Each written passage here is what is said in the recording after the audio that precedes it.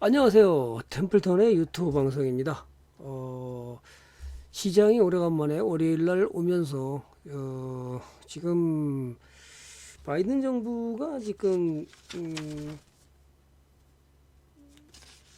어, 바이든 정부가 아니고 사실은 그죠? 이 지난 주말 동안에 일어난 일들을 좀 살펴봐야 되겠군요.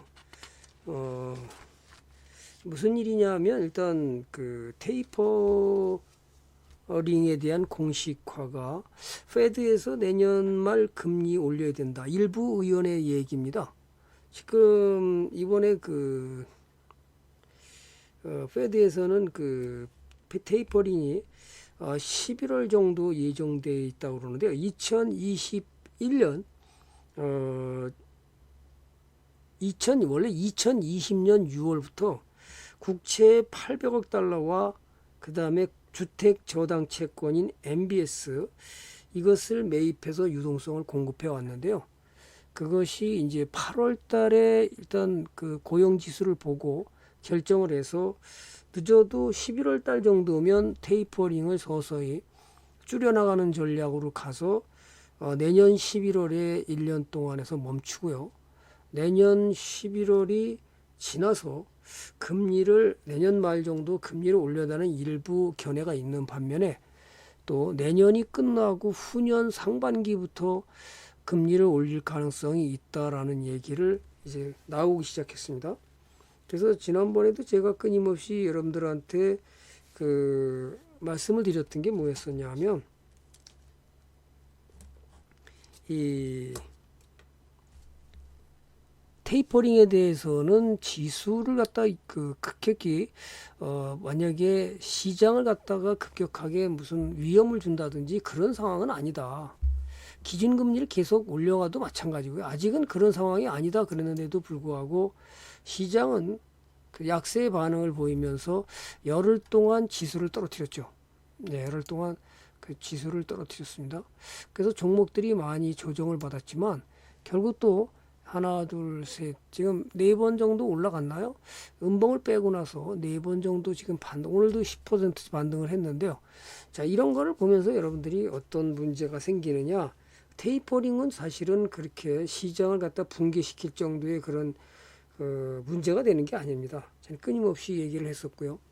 그 다음에 이제 남은 것은 뭐냐면 금리 기준금리를 올리는 건데 기준금리도 마찬가지입니다. 실제로 기준금리 올리기 시작하면 우리나라 시장도 기준금리를 올렸죠. 기준금리를 올리면 그것이 시장을 붕괴하는 정도는 아닙니다. 기준금리가 어느 정도 최소한도 3% 넘어가고 뭐 5%까지 간다든지 그러면 문제가 되지만 지금으로서 기준금리 0.25포인트 올린다고 해서 시장을 붕괴되는 건 아니거든요. 그럼에도 불구하고 투자자의 심리가 약세 마인드로 가서 그것을 전부 매도하고 다른 쪽으로 자꾸만 가려고 그러는데요. 그렇지 않습니다. 제가 볼 때는 너무 그렇게 비관적으로 볼 거는 아니다. 그래서 여러분들이 좋은 종목을 들고 있으면 너무 그래서 파는 거에 대해서 너무 신경 쓰지 않아도 된다 얘기를 끊임없이 했습니다. 자, 오늘은 그동안에 가지 못했던 이제 철강 종목들이 꾸준히 올라가면서 건설과 철강주가 오늘은 강한 순환매로 특히 철강주는 뭐 우리가 많이 갖고 있는 동국제강이라든지 그죠? 그러니까 제가 그죠? 많이 조정을 받다가 이제 연일 지금 하나, 둘, 셋, 4번 정도 올라왔나요? 그래서 올라오는 모습을 보여주고요. 또 건설 역시도 지금 동국제강 말고도 지금 종목들이 대한제강도 예, 올라갔고요. 특히 이제 대표적인 게 이제 포스코하고 현대제철이겠죠. 대장이니까 포스코가 지금 반등을 해줬고요. 그 다음에 현대제철이 반등을 했어요. 이미 방송에 나가서도 여러 번 언급을 했지만 이것이 뭐 당장 시장을 갖다 붕괴시키는 건 아니라고 제가 끊임없이 유튜브를 통해서 말씀을 드렸으니까 여러분이 그런 거를 잘 활용해서 주식을 들고 가면 좋은 일이 벌어진다는 걸 믿어야 됩니다. 믿어야 된다. 오늘 오래간만에 또 건설주도 방송에 가서 출연했던 것이 코롱 글로벌입니다. 오늘 좀 강하게 올라왔죠. 떨어졌다가 예, 아무 이상이 없이 또 60선 올라타면서 넘어오고 있습니다. 그래서 지수는 한 번씩, 종목은 한 번씩 이렇게, 그죠? 지난번에 지수 조정할 때 조정만큼 다시 반등을 하고 있으니까 여러분들이 약세 마인드로 가지 마시고 좋은 종목을 어떻게 들고 가서 수익을 크게 낼 것이냐, 그죠? 이것이 더 중요하다. 이런 것을 여러분들이 갖고 가면 또 오늘 또 건설주 역시 코론글로벌도 그렇지만 대표적인 우리나라의 대표 기업인 현대건설이라든지, 그죠? 이런 것이 지금 반등을 하고 있다. 이렇게 보시면 여러분이 두려워할 이유는 아무것도 없다. 그죠? 그럼에도 불구하고 우리는, 그죠? 지난번에 그 나쁜, 그죠? 그 나쁘다 그러면 어떻게 해야 되나요? 나쁜 손이라고 해야 되나요? 지금 모건 스탠리가 어떻게 보면 그 우리나라 뿐만 아니라 반도체에 대한 나쁜 이미지를 퍼부으면서 예, 결국 테이퍼링까지 합쳐가지고 지수를 내려뜨리고 그 다음에 사흘 만에 다시 삼성전자가 예, 사야 된다는 식으로 자기네들 뭐 다 더 수익을 챙겼는지 어쩌는지 저는 잘 모릅니다. 그러나 가능성은 있다는 거죠. 삼성전자가 이렇게 떨어져서 못 가고 있는 상황에 벌어져 있죠. 저는 뭐 삼성전자를 사라는 얘기는 절대로 안 했으니까 여러분들이 삼성전자를 사지 말라고 저는 끊임없이 그러면서요. 삼성전자 납품하는 기업을 사면 좋다고 그렇게 얘기를 했는데도 하나마이크론, 아 멋지죠. 오늘도 신고가를 했는데 이런 걸 들고 가야 수익이 커지는 건데 이런 걸 사볼 수 있는 힘은 없고 자꾸만 삼성전자에 목매서 지금 575만 명이 지금 삼성전자 하이닉스, 삼성전자 우선주까지 거의 40조가 넘는 돈을 갖다가 투자해서 지금 상당히 그저 수익을 못 내고 고통받고 있는 사람들이 상당히 많다. 이렇게 보시면 될 거고요.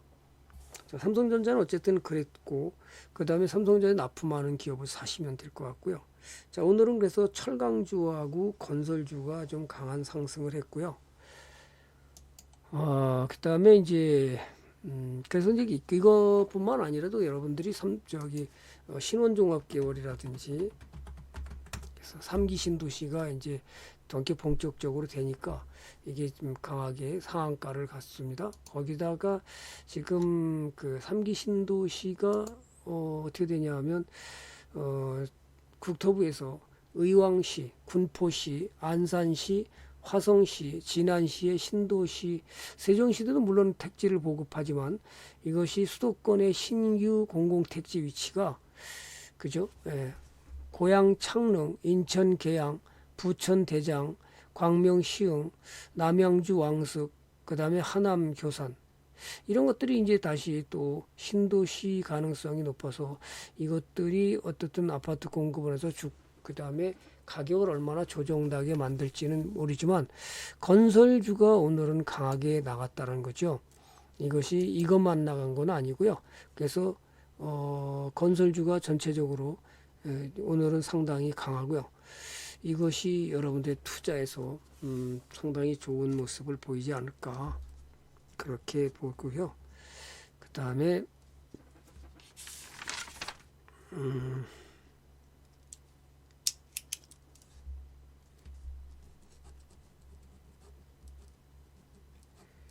그다음에 그 3기 신도시하고 같이 가야 되기 때문에 얘만 나가는 게 아니라 당연히 무슨 문제가 생기냐면 시멘트가 나가는 거죠. 한일 시멘트가 상당히 신고가를 하면서 나가고 있습니다. 이것이 주도주가 가는 방향, 건설주가 주도주 가는 방향을 여러분들이 파악할 수 있어야 상당히 좋은데 그런 걸 보는 눈이 없다 보니까 자꾸 삼성전자 하이닉스에 몰빵하고 거기에 매몰돼 있다. 제가 끊임없이 얘기했죠. 좋은 종목을 어떻게 사갖고 와야 된다. 그걸 어떻게 사갖고 그 다음에 이제 또 하나가 이제 더 상당히 굉장히 중요한 내용이 하나 있죠. 그죠? 지금 삼성전자의 스마트폰인 Z 폴드 3하고 Z 플립 3가 상당히 수혜로다가 제가 이미 유튜브에서 알려줬듯이 그것이 나가는 것이 역시 파인 테크니크스라든지 이런 것을 참 볼 수 있는 눈이 커져야 되는데 이런 걸 못 보다 보니까 수익 가는 것을 잡지 못하는 이런 상황을 열심히, 그래서 이게 유료 방송에 가입하는 거와 무료 방송에 있는 거하고는 많이 차이가 나죠.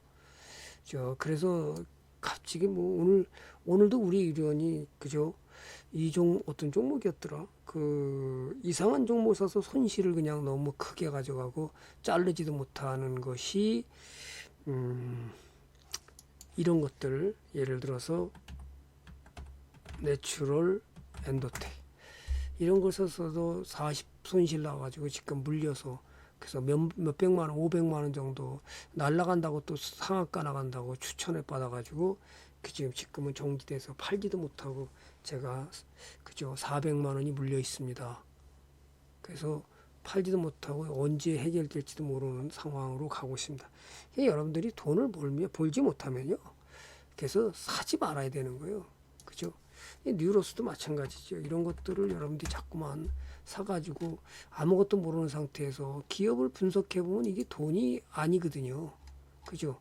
영업이익 적자에다가 유보를 까먹고 앉아서 이렇게 하고 있는데 성장도 못하는 기업을 샀다가 이게 정지돼 가지고 이러지도 해결이 안 되니까 돈을 전부 다 물려버려서 해결이 안 됩니다. 이렇게 주식 투자하면 안 된다는 거죠.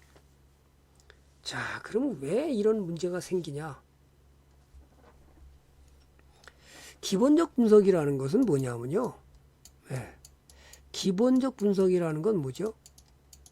숫자로 증명하는 거잖아요. 그럼 여기에는 인간의 심리는 없어요. 지표를 활용해서 펀더먼털이 어떻게 될 것인지 인간의 심리는 전혀 모르는 상태에서 기본적 분석을 하게 되면 어떤 장점이 있느냐, 약점이 있고, 기본적 분석을 하면 내가 아까 뉴로스라든지 그 다음에 내추럴 엔도텍 이런 부실 종목에 대해서 위험, 그러니까 상장 폐지라든지 정지될 수 있는 부실 기업에 대한 위험을 없애는 거죠. 두 번째, 그럼 기술적 분석이라는 건 뭐냐? 기술적 분석이라는 것은 차트에서 그 다음에 거래량과 추세와 이평선, 그 다음에 이런 것들이 뭐예요? 그 다음에 인간의 심리, 이런 것이 기술적 분석에서 이루어지는데, 기술적 분석이라는 건 뭐죠?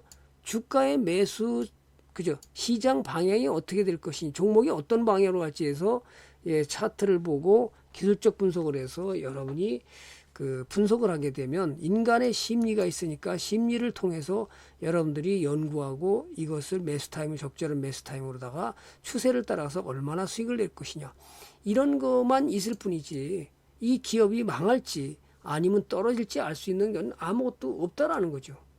왜요?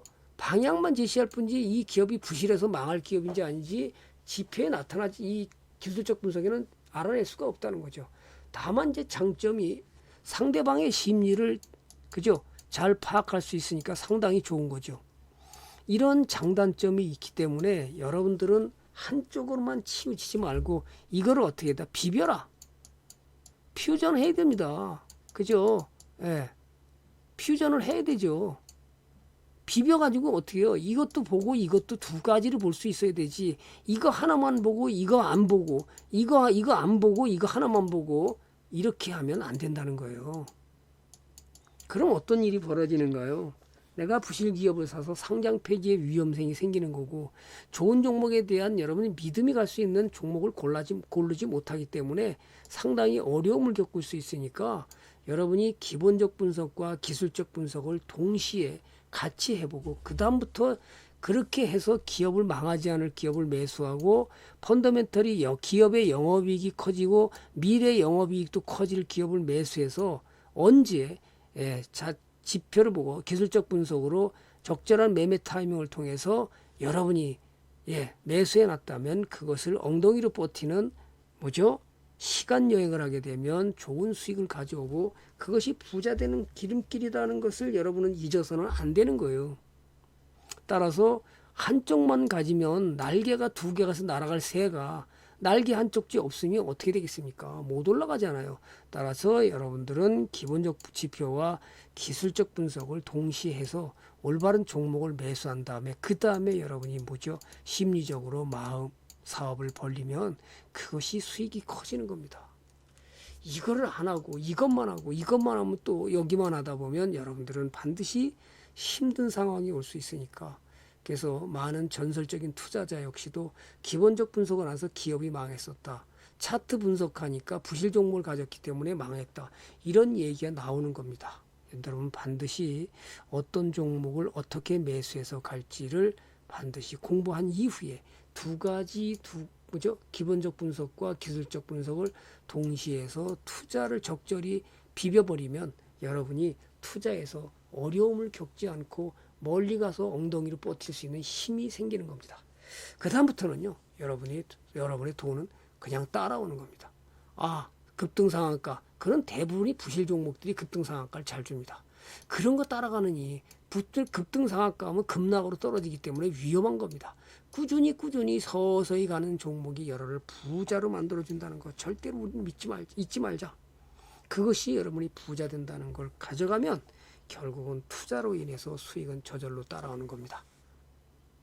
자, 오늘은 여기까지 여러분이 투자를 어떻게 해야 되는지 오늘은 비빔밥에 대해서 얘기를 했습니다. 자, 그러면 또 내일 또 뵙겠습니다. 좋아요와 구독 저에게 큰 힘이 됩니다. 여기까지 하겠습니다. 감사합니다.